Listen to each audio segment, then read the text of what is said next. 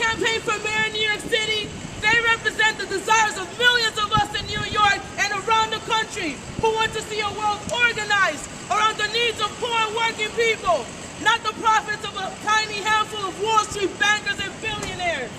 The G20 meetings are always supposedly about economic coordination. That's just a call for how can the rich protect the irrational system which only benefits a tiny few from us, the poor and working people, the vast majority of humanity. These imperialist talks about eradicating poverty and global warming, what a bunch of BS. They never stick to any of their humanitarian promises or carry out any of these promises. So spokespeople for the world's richest powers try to tell us and make us believe that we have something to gain from capitalism, a system that has given us nothing but racism, poverty and war, unemployment and racism. Democratic and Republican politicians alike have lined up to portray the G20 process as example extremism.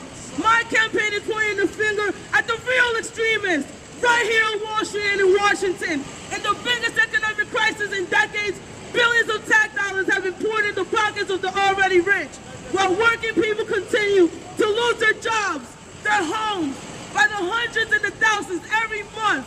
This is the extreme worst of all. The big banks and insurance companies caused this global crisis. Today, they are just as wealthy, their policies are just as destructive, and their search for profits is just as ruthless. That is extremism.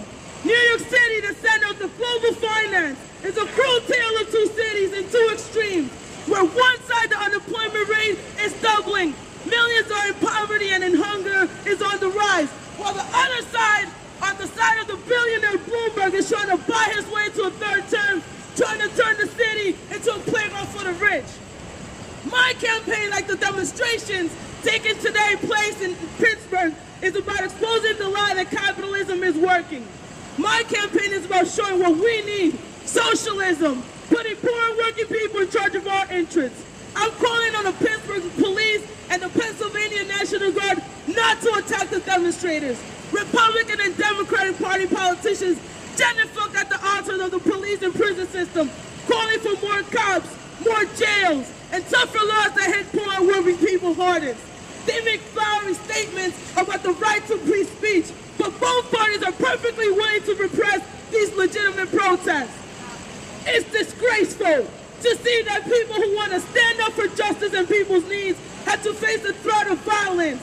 The people of the world will hold the people and the police and armed forces responsible for any such repression at any of the demonstrations today. My campaign is calling for making the billionaires pay for the crisis that they created, their system generated. We need union jobs for every New Yorker.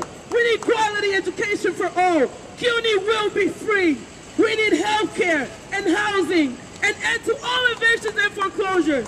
We are going to take all the wealth that the bankers and the corporate heads on Wall Street are sitting on right now, the wealth that we working class people created, and we're going to take it back and put it in the benefit of poor and working people.